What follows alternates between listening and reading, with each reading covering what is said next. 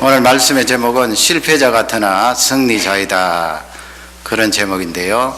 지난 시간에 살펴본 내용을 잠시 다시 한번 생각해 보기를 원합니다. 세례 요한에 대한 내용들을 지금 말씀으로 나누고 있는데요.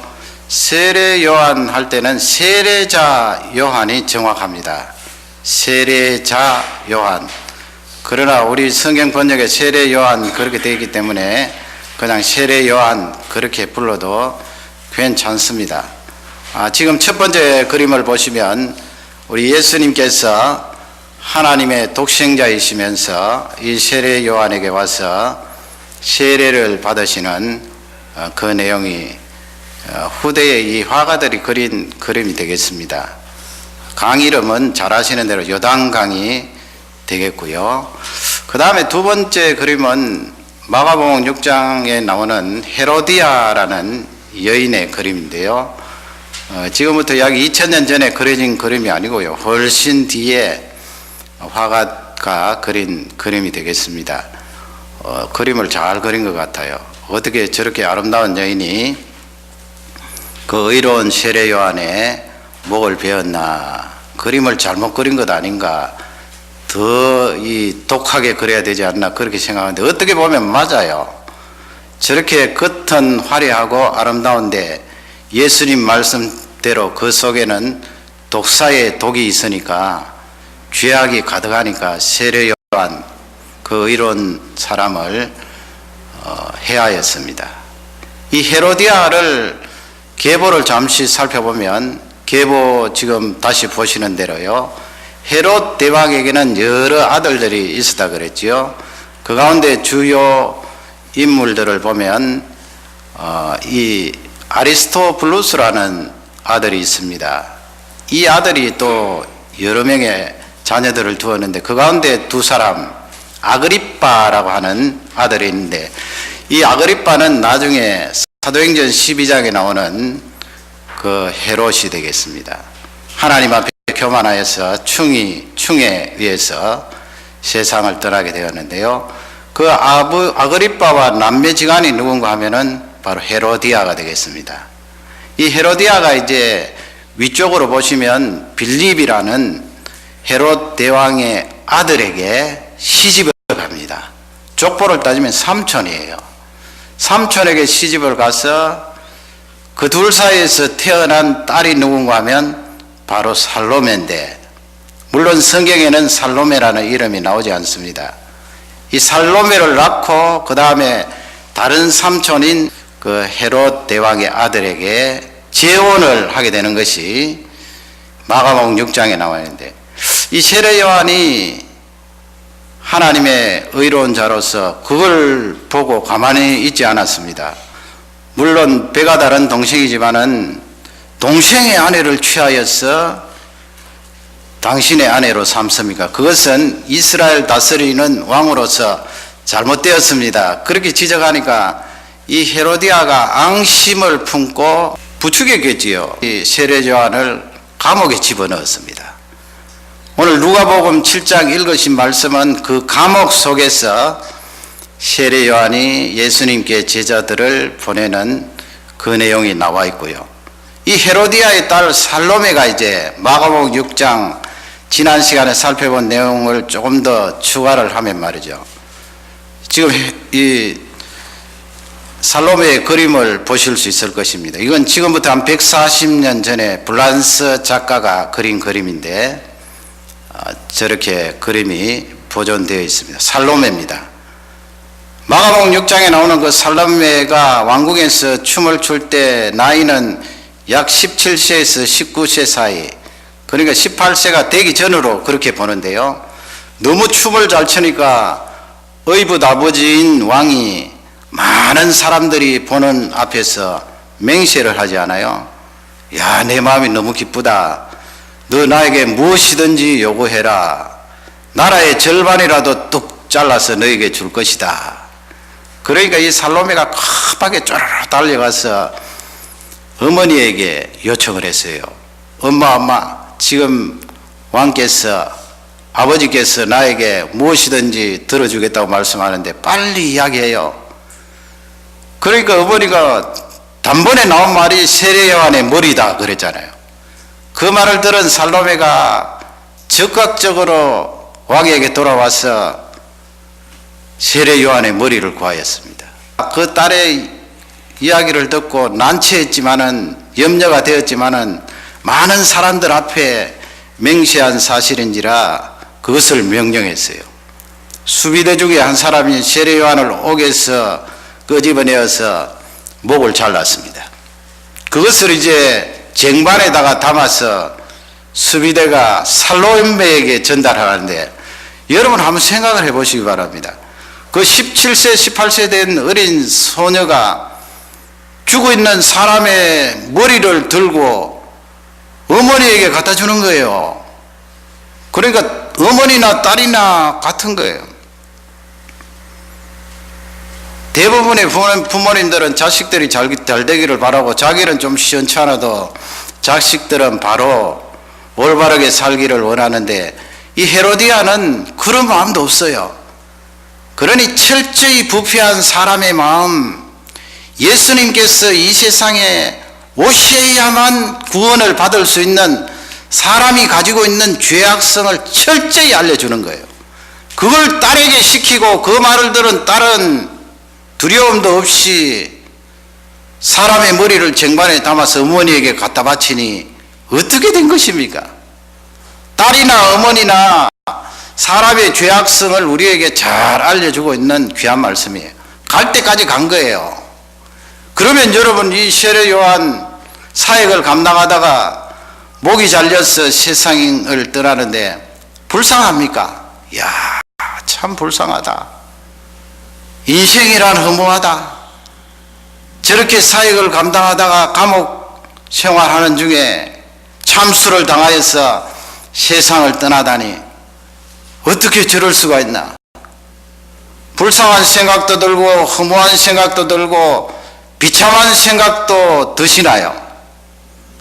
우리 예수님은 누가복음 7장 말씀에서 그 부분에 대해서 단호하게 우리에게 말씀을 주시고 계십니다. 여러분, 예수님이 평가하신 그 내용을 가만히 보면은 틀림없는 거지요. 그분의 말씀은 진리이기 때문에 우리에게도 동일하게 적용됩니다. 어떤 경우는 나를 향하여서 불쌍하게 여길 경우도 있습니다. 자신을 향하여서 비참하게 생각할 수도 있습니다. 자신을 향하여서 허무하게 생각할 수도 있습니다. 얼마를 살았던 자신의 인생을 관찰하면서, 야, 내가 이런 부분이 있었기 때문에 내 인생은 허무하다, 불쌍하다, 세례 요한을 보면서 그렇게 평가할 수 있는 거예요. 그러나 우리 예수님은 세례 요한의 대한 평가를 내리시면서 우리에게 그와 같은 생각을 가지고 있으면 고치라는 말씀입니다. 오늘 이 말씀이 우리 모두에게 축복이 되기를 주님의 이름으로 축원합니다. 첫 번째는 양이 있느냐, 그 문제예요. 우리가 인생을 성공했다, 승리했다, 내가 인생을 잘 살았다 그렇게 말할 때 양을 두고, 짐승 양 말고요, 양이나 숫자를 두고 그 말을 하는가. 우리 예수님은 그 부분에 대해서 무엇이라고 말씀하는가, 그게 대단히 중요합니다. 세례 요한을 따지고 보면 세례 요한은 사역을 감당한 지가 약 1년이에요. 짧잖아요. 그리고 그의 나이는 젊디 젊은 나이 30살, 약 30살이에요. 그리고 그가 가진 것이 뭐 있나요? 들판에서 꿀을 먹으면서 메뚜기를 잡아먹으면서, 요즘 같으면 메뚜기 하면은 건강식품으로 들어갑니다마는 옛날에는 그렇지 않았지요. 메뚜기 잡아먹고 들판에 나오는 꿀 먹고, 그리고 옷이 뭐 있나요? 다른 사람은 화려한 옷을 입고 궁중에서 지내고 자기를 과시하지만은 이 세례 요한은 낙타털 옷을 입고 살았으니까 말이죠. 가진 것이 없는 거예요. 이렇게 참수를 당하여서 세상을 떠났지만은 그를 위하여 울어줄 사람도 제대로 없어요. 아시는 대로 그 요한의 부모님들은 이미 연세가 많아서 아마 세상을 떠나셨을 거예요. 그리고 세례 요한은 자식도 없었을 거예요. 그럼 누가 울어줍니까? 우리가 세상적인 눈으로 세례 요한을 바라보면 사실 작디 작아요. 숫자가 작아요. 크지 않아요. 많지 않아요. 마지막 죽는 순간 그 죽음도 너무나 비참해요. 허무하다 할 정도로 비참합니다. 세상적인 눈으로 바라보면 그런 한 사람을 향하여서 야, 저 사람 실패한 인생이다 그렇게 평가할 수가 있을 것입니다. 그러나 우리 예수님은 그렇게 평가하지 않았습니다. 28절 앞부분에 보면요, 우리 예수님께서 그런 말씀을 하셨어요. 여자가 낳은 자 중에 세례 요한보다 큰 자가 없다 그랬습니다. 얼마나 큰 칭찬이에요.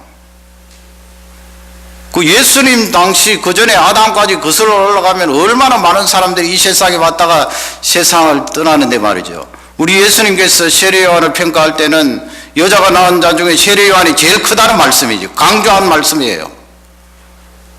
세례 요한은 신약의 인물은 아닙니다. 사실상 예수님 오셨을 때 살았지만은 신약의 인물은 아니에요. 왜냐하면 예수님 아직 십자가 지시고 부활하시고 하는 그 사건 앞에 순교를 당했기 때문에 구약과 신약의 과도기의 인물이라고 봐야 되는데 구약 쪽에 더 가깝다고 보면 돼요. 그 구약 시대에 살았던 사람들 가운데 세례 요한이 가장 크다. 그러니 여러분, 우리가 세례 요한을 바라보면서 내가 나 자신을 바라보면서 야, 너는 참 작구나. 너 참 불쌍한 존재다. 세례 요한 허무하네요. 어떻게 그렇게 젊은 나이에 창창한 나이에 세상을 떠났습니까? 그렇게 평가하지 말라는 것입니다. 그 평가는 세상이 계산하는 수치요, 세상이 말하는 많음이지 예수님 말씀은 그게 아니라는 것입니다. 그러면 여러분, 이 세상에 살면서 나 자신이나 다른 사람을 평가할 때 무조건 적은 것이 좋은가요? 숫자가 적고 가지지 않고 아무것도 없고 그것이 좋은가요? 성경 말씀은 참 우리에게 균형을 말씀하고 있어요. 이 세상에 말이죠, 적은 것만 가치가 있고 좋다, 없는 것만 훌륭하다 그렇게 말하면 안 되는 거예요. 그래서 29절의 말씀에 보면 세례 요한에 대해서 그런 평가를 내렸어요. 모든 백성과 세리들이 이미 요한에게 세례를 받았다 그렇게 되어 있지요. 거기 모든 백성은 유다 나라에 거하는 갈릴리 지역에 거하는 100%의 이스라엘 백성들, 유대인들이 세례를 받았다 그 말씀 아니겠지요. 거기 모두는 강조한 거예요. 많은 유대인들이 또 세리들이 요한에게 나와서 세례를 받았다 이 말씀이겠죠. 많은. 그러면 여러분, 세례 요한도 많은 사람이 나와서 세례 받을 정도로 풍성함이 있었잖아요. 그러니 성경을 가지고 있는 우리는 어떤 한 사람을 평가할 때 많다 적다를 가지고 평가하지 말라는 거예요. 많은 것이 더 가치 있을 수가 있고 숫자가 굉장한 것이 더 나은 평가를 받을 수도 있고 그 사람 승리했다 할 수도 있고, 반면에 작은 것, 숫자가 없는 것, 가지지 않은 것도 더 가치가 있고 높이 평가받을 수 있다는 말씀이에요. 얼마나 귀한 말씀입니까? 그러나 이 세상은 그렇지 않습니다. 세상이 우리에게 주입하는 것은 많아야 승리자라고 말합니다. 숫자가 올라가야 됩니다. 많이 가졌어야 성공한 자라고 말합니다. 성경은 아니라는 거예요. 너 그렇게 생각하면은 예수님이 말씀하시고 예수님이 가르쳐 주신 그 내용과 다르다는 것입니다. 그러므로 그럴 때는 내가 나 자신을 바꾸어야 됩니다. 아, 이것은 이 세상에 내가 발을 붙이고 살기 때문에 세상이 나에게 영향을 주어서 이렇게 되었구나. 바꾸고 하나님 말씀으로 돌아가야 됩니다. 많고 적고에 달려있는 것이 아니라 그러면 무언가요? 어디에 달려있습니까? 두 번째 주시는 귀한 말씀은 메시아를 모셨는가? 거기에 달렸다는 것입니다. 메시아는 여러분 그리스도 구원자를 말합니다. 우리 예수님을 말해요. 이 우주에서 아담 하와 창조 이후로 예수님 다시 재림하실 때까지 이 우주의 구원자 메시아 구세주는 예수 그리스도 뿐이세요. 다른 어떤 존재도 우리의 구원자가 될 수가 없답니다. 유일하게 예수 그리스도세요. 20절 말씀에 가면 요한이 이제 자기 제자들, 요한에게도 제자들이 있었지요. 그리고 요한의 제자들 가운데 예수님의 제자가 된 사람들이 있어요. 이 제자들이 선생님이니까 말이죠. 옥에 갇혀있는 선생님을 자주 왔다 갔다 하면서 그렇게 방문을 했나 봅니다. 그러니 요한이 옥에서 20절에 보면 제자들을 시켜서 여쭤보라고 말한 거예요. 그러니 이 제자들이 요한의 그 말을 듣고 예수님께 나와서 여쭤보는 내용이 20절이에요. 누가복음 7장 20절이에요. 뭐라고 묻습니까? 오실 그이가 당신입니까? 아니면 다른 일을 기다릴까요? 그 말씀이에요. 거기 오실 그이는 구약 성경을 말해요. 구약 성경에 하나님께서 메시아를 이 세상에 보내주시는데 구약 성경에 약속된 그 구세주 메시아가 바로 예수님 당신입니까? 아니면 다른 사람을, 다른 일을 기다릴까요? 그걸 지금 제자들을 통하여서 예수님께 여쭤보게 하는데 여러분 이 내용을 보면 조금 실망스러운 면이 있나요? 세례 요한에 대해서 말이죠. 세례 요한이 예수님께 세례를 베풀 때에 하늘문이 열리고 비둘기 같은 성령 하나님께서 그 위에 강림하시고 또 성부 하나님께서 사랑하는 독생자를 위하여 이는 내 사랑하는 아들이요 내 기뻐하는 자라 그렇게 음성까지 들려주셨잖아요. 그런데 이 세례 요한이 감옥 속에서 예수님에게 인편으로 당신이 메시아 맞습니까? 그렇게 지금 묻는 거예요. 아니 세례 요한이 감옥살에 살더니 믿음 다 까먹고 이제는 타락할 지경에 들어갔나? 그러나 여러분 그 누가복음 7장 말씀은 그렇게 볼 것이 아니고 크게 실망할 거 없어요. 구약 성경을 보면은 메시아에 대해서 여러 군데 예언을 해놨는데 큰 그림이 있어요. 그 그림 가운데 하나가 무엇인가 하면 산으로 우리가 설명할 수 있어요. 산. 우리가 먼 산을 이렇게 바라보면 산들이 이렇게 있잖아요. 볼록볼록하게 있다고요. 그 멀리 바라보면은 볼록볼록하게 있는 산들이 쫙 일렬로 서 있는 것 같아요. 물론 우리가 그 산을 알면은 아, 저 산은 조금 뒤에 있고 그리고 더 크게 보이는 것은 앞에 있다 그렇게 말할 수 있지만은 낯선 데 가서 산을 바라보면 거의 일렬로 있는 것 같아요. 그렇지 않습니까? 일렬로 산이 볼록볼록하게 있어요. 그러나 가까이 가보면은 앞에 산과 뒤에 산은 엄청나게 거리가 떨어져 있어요. 거기에 깊은 골짜기가 있어서 뒤쪽 산에 올라가려면 앞쪽 산 봉우리에 가서 내려가서 또 뒤쪽 산까지 올라가야 된다고요. 구약 성경에 메시아를 말씀하실 때 앞에 산 메시아도 말씀하시고 뒤에 산 메시아도 말씀하셨어요. 앞에 산 메시아가 무엇인가 하면 이사야 53장 말씀처럼 고난의 종으로 오시는 메시아예요.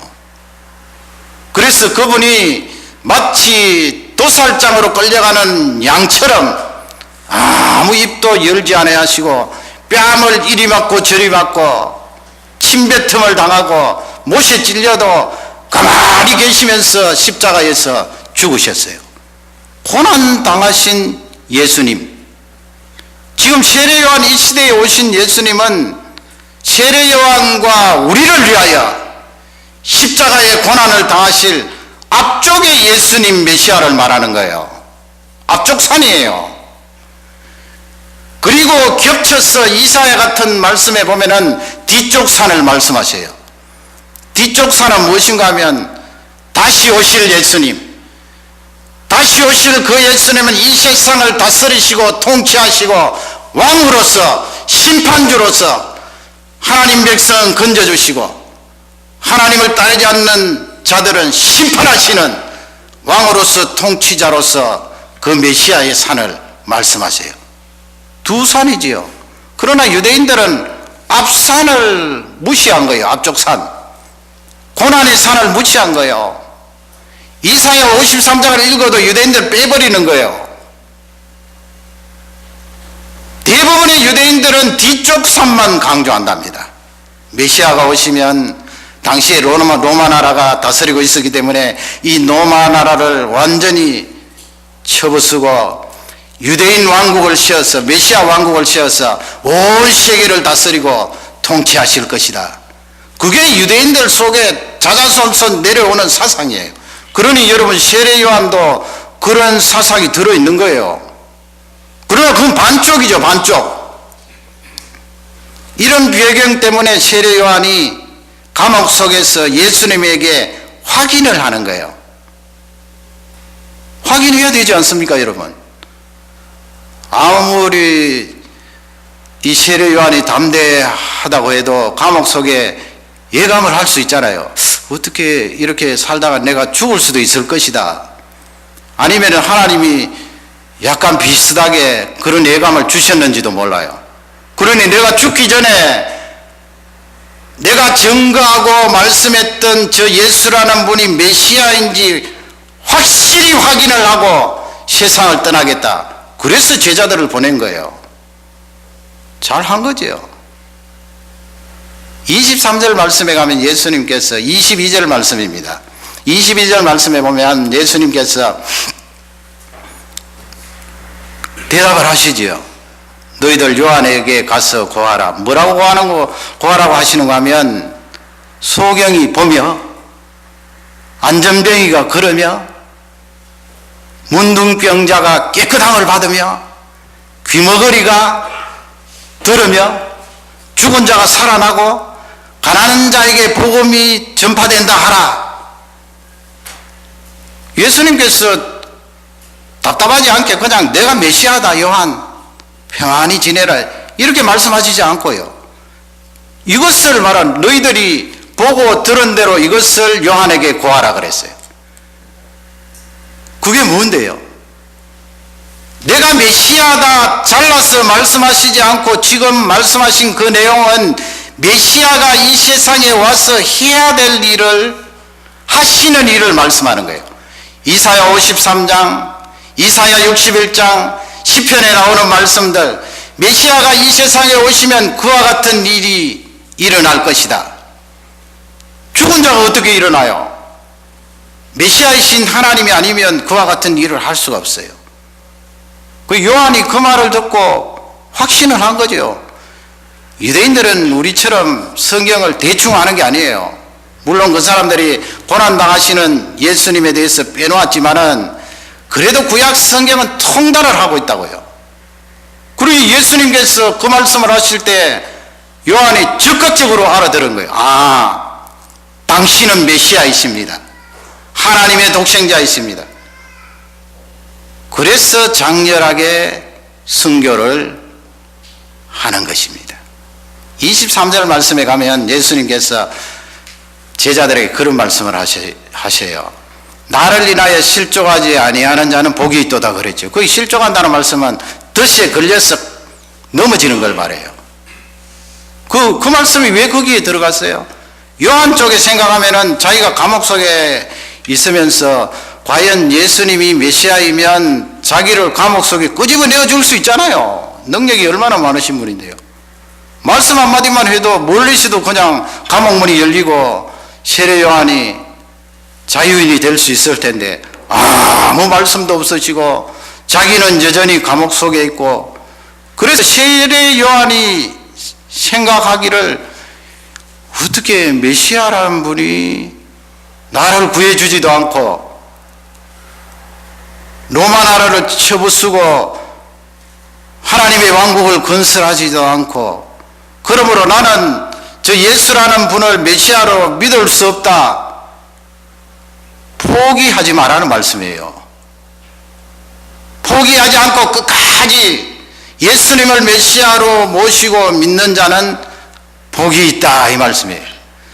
여러분 우리가 신앙생활하면서 내 문제가 싹 해결이 되고 해결된 그 다음 날부터 내 앞길이 탄탄대로처럼 열리고 만사행통이고 하는 것마다 척척되고 자식들은 잘 되고 돈벌이도 잘 되고 만사행통입니까? 그런 사람 별로 없습니다. 별로 없어요. 예수 믿어도 그런 사람 별로 없어요. 그러면 우리 생각에 어떤 생각이 드나요? 야, 내가 예수 그리스도 믿고 하나님의 자녀되는데 하나님께서 나를 밀어주셔서 잘 나가야 될 텐데 잘 나가지 않고 이렇게 쪼들리는 일은 더 많고 맺혀 있는 일은 더 많고 엉켜 있는 일들이 수없이 많은데 하나님 아버지, 내가 과연 하나님의 자녀가 맞습니까? 내가 믿는 예수 그리스도가 나의 구원자가 맞습니까? 그렇게 회의를 품고 꽈당 넘어지는 사람이 있다는 거예요. 그건 덫에 걸려서 잡힌 짐승처럼 덫에 걸려서 넘어지는 거예요. 그러면 예수 그리스도에 대한 믿음과 신앙을 포기하는 거 아니에요. 그렇게 포기하지 않고 끝까지 요한처럼 예수님 붙들고 그분을 나의 구세주로 모시고 살아가는 자는 복이 있도다. 그렇게 예수님께서 말씀하신 것입니다. 왜 복이 있습니까, 여러분? 왜 복이 있어요? 28절 뒷부분 보면 예수님이 그러나 그렇게 말했죠. 그 앞부분에 아까 제가 말씀드린 대로 여자가 낳은 중에 세례 요한보다 큰 자가 없도다 그렇게 말씀하시고, 그러나 하나님 나라에서는, 지금 하나님 나라 말씀하는 거예요. 하나님 나라에서는 지극히 작은 자라도 저보다 크니라 그랬어요. 이 말씀 때문에 그래요. 이 말씀 때문에. 이 말씀 때문에 너희들 예수 믿다가 포기하지 말라는 거예요. 나를 버리지 말라는 거예요. 예수님 버리지 말라는 거예요. 어떤 어려움이 있고 생활고에 시달리고 찌들리는 일이 많더라도 절대로 나를 버려서는 안 된다는 말씀이에요. 그런 자가 복이 있다는 말씀이에요. 왜? 하나님 나라에서는 지극히 작은 자라도, 우리가 고난을 당하고 어려움 당하고 삶이 힘들면 내가 자꾸 오그라들고 작게 보이잖아요. 내가 작게 보여요. 시시하게 보이고 보잘것없이 보이고 허무하게 보이고 불쌍해 보이고 말이죠. 내가 나 자신을 볼 때 그렇게 지극히 작은 자라도 하나님 나라에서는 요한보다 크다 그랬어요. 아까 구약시대에 요한이 제일 크다고 했는데 우리는 요한보다 더 크다 그랬어요. 이 말씀이 무슨 말씀이에요?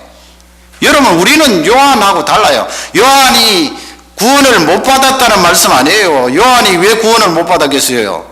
요한이 순교자인데요. 하나님 나라 갔겠지요. 그러나 예수님 주시는 이 말씀이, 요한은 십자가 예수님 죽으시는 거 체험 못했잖아요. 그 전에 하나님 나라 갔잖아요. 예수님 부활하시는 거 체험 못했잖아요. 그리고 오순절날 성령 하나님이 강림하셔서 온 교회와 나에게 임하셔서 그 성령 하나님이 나를 지배하시고 다스리십니다. 우리는 신약에 사는 성도예요. 하나님 말씀을 통하여 예수님 십자가에 죽으신 것 체험했습니다. 예수님 다시 부활하신 것 체험했습니다. 지금도 성령 하나님이 강림하셔서 내 속에서 나를 주장하고 계십니다. 그러니 우리는 하나님 나라에서 요한보다 큰 자예요. 여러분, 왜 나를 작게 봅니까? 내 인생을 왜 불쌍하게 봅니까? 왜 비참하게 봅니까? 예수님이 말씀하십니다. 나는 죄 용서함을 받은 존재입니다. 메시아를 모셨기 때문에 그렇습니다. 아무리 여러분 죄 문제가 해결되지 않으면 무슨 소용이 있습니까? 아무리 돈을 많이 벌고 재산을 많이 가지고 있어도 죄 문제가 해결 안 되면 무슨 유익이 있나요? 하나님 앞에 설 수가 없는데요. 그 하나님 보좌 계시는 영원한 세계에 들어갈 수가 없는데요. 내가 아무리 운동을 하고 건강을 가지고 있다 한들 죄 문제가 해결 안 되면 무슨 필요가 있습니까? 가장 선행되고 가장 중요하고 가장 가치 있는 것은 죄 문제 해결이에요. 그 죄 문제 해결은 메시아를 나의 구세주로 모실 때, 예수 그리스도를 나의 구원자로 모실 때 죄 문제가 해결되는 줄 확신합니다. 그분은 오셔서 나의 죄를 덮어주셨습니다. 가리워 주셨습니다. 영원토록 도말해 주셨습니다. 그러니 여러분, 예수님의 고난이 얼마나 우리에게 축복인가요? 축복이에요. 그분이 고난당하시지 않았더라면 우리는 영원한 멸망이에요. 예수님의 고난으로 말미암아 영원한 생명을 얻은 우리는 내 앞에 가로놓여 있는 어려움을 보는 시각도 달라져야 되겠지요. 고난을 재해석해야 해야 되겠지요. 세상 사람들이 평가하는 양으로 따지지 않고 그 속에 예수 그리스도를 통하여 주시는 의미를 부여하여서, 하나님, 이 어려움도 나에게 축복입니다. 이 고난이 나에게 유익을 줍니다. 하나님의 뜻을 드러냅니다. 이와 같이 하나님을 찬양하는 종들이 되시기를 주님의 이름으로 축원합니다. 마지막 세 번째는 무엇입니까? 지금 현재 내가 사명대로 살고 있는가? 그 평가예요. 지금 현재 내가 사명대로 살고 있는가? 27절 말씀에 가면 요한에 대하여서 예수님이 말씀하시죠. 그 기록된 바 그렇게 되어 있는데, 그 말씀은 이사야 700년 전에, 예수님 오시기 700년 전에 이사야 선지자가 이 세례 요한에 대해서 예언한 말씀을 독생자 하나님이신 예수 그리스도께서 끄집어내셔서 지금 27절에 말씀하시는 거예요. 기록된 바 보라 그랬지요. 내가 성부 하나님께서 너 앞에, 메시아 앞에 내 사자를 그랬어요. 하나님의 사자.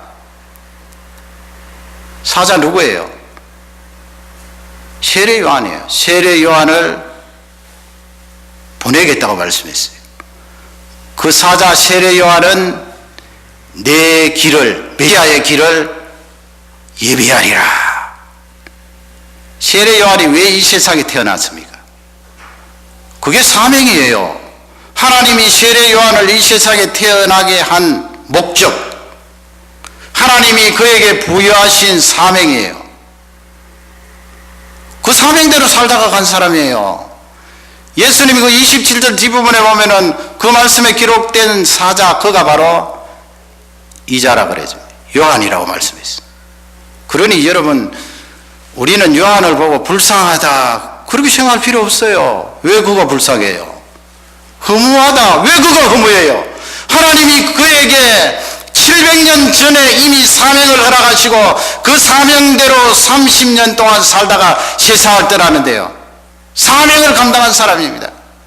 이 사람은 메시아 대신 예수 그리스도 오실 그 앞길을 준비하는 사람이에요. 길을 닦는 사람이에요. 그래서 요단강에서 천국이 가까웠으니 회개하라 그랬잖아요. 천국은 예수님 말씀하는 거예요. 메시아가 이 세상에 오셨으니 마음의 준비를 하고 마음밭을 갈구어서 그 메시아를 받아들이도록 영접하도록 준비하라는 말씀이에요. 그러니 세례 요한은 허무하게 살다가 간 사람 아니에요. 같이 있다가 살다가, 같이 있게 살다가 간 사람이에요. 그는 승리자예요. 하나님 앞에 쓰임 받은 자예요. 여러분, 우리도 하나님께서 허락하신 사명이 있습니다. 사명이 있어요. 내가 무슨 일을 하든지 그 일 속에서 하나님 앞에 해야 될 사명이 있습니다. 그 사명이 무엇입니까? 사람 살리는 거예요.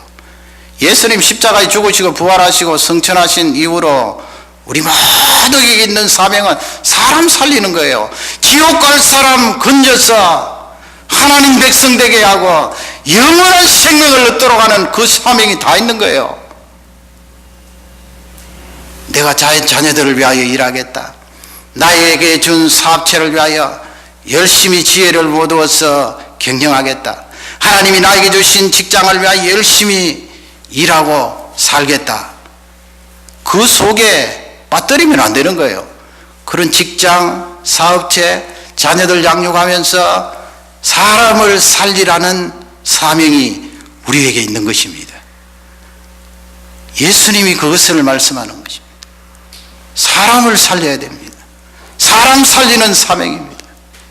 하나님이 그것을 우리에게 말씀해 주셨습니다. 옛날 중국 역사에 보면은 항우와 유방이 싸울 때 유방이 포위를 당하여서 이제 거의 전멸을 당하게 되었는데 그 포위당한 장수가 번쾌라는 장수예요. 이 번쾌가 가만히 있다가는 전멸을 당하게 되었으니 자기 부하 가운데 한 사람을 시켜서 이제 그 항우의 진을 뚫고 나가서 인편으로 이제 글을 써서 보내면 큰일 나니까 인편으로 말로 전달하도록 그렇게 했는데 구원병을 요청하는 거죠. 이 사자가 말이죠.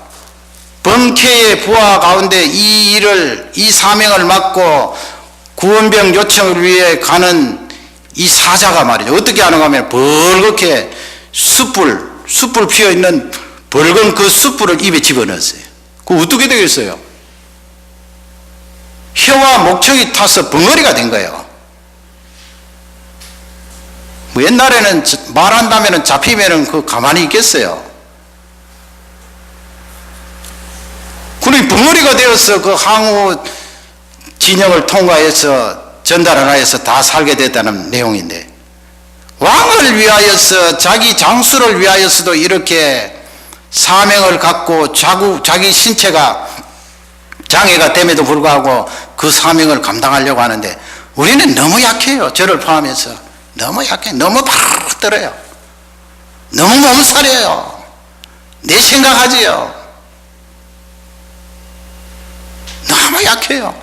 하나님이 나에게 주신 사명에 대해서 불듯 일어나는 열정이 없어요. 하나님 앞에 회개해야 될 것입니다. 한 나라를 위하여서도 자기 위의 상관을 위하여서도 그렇게 하는데 나를 영원토록 살려주시고 건져주신 하나님에 대한 사명은 시들시들한 것이 사실입니다. 스위스에 가면은 스위스의 알프스 산도 상당히 깊잖아요. 그 겨울철이 되면은 눈보라가 많이 치는데 눈보라 칠 때가 되면은 앞을 볼 수가 없대요. 그러니 거기에 겨울산에 들어갔던 사람들이 자주 길을 잃어버리고는 사망하는 그런 경우가 있는데, 자신의 사랑하는 아들을 잃은 어떤 어머니가 그 알프스산 깊은 곳에 오두막집을 탁 지었어요. 그래서 날씨가 흐리고 눈보라가 치고 겨울철에 바람이 많이 불고 하면 그 오두막집에서 종소리가 난다네. 딸랑딸랑딸랑딸랑. 그러면 길을 잃은 사람들이 그 소리를 듣고 찾아와서 살게 된다는 거예요. 교회나 우리 모두는, 하나님의 자녀는 사람 살리는 사명이 있어요. 여러분, 그것보다 더 가치 있는 일이 어디에 있나요? 우리가 구원받으면 거기서 살 곳은 이 지구와 천상세계가 일원화되어서 부활한 육신과 영혼이 합쳐져서 영원히 살 텐데, 거기서 영원토록 보는 그 성도들이 내가 구하여서 말씀을 전하여서 하나님의 백성이 된 사람이면 얼마나 감사할까요? 보면 볼수록 감사하겠지요. 하나님이 기뻐하시고요. 여러분, 이 고난주간에 이 사명을 기억하시고 우리 부모님들이나 자녀들이 하나님이 나에게 주신 이 사명대로 사는 가치 있는 그런 인생을 살아가시기를 주님의 이름으로 축원합니다. 다 같이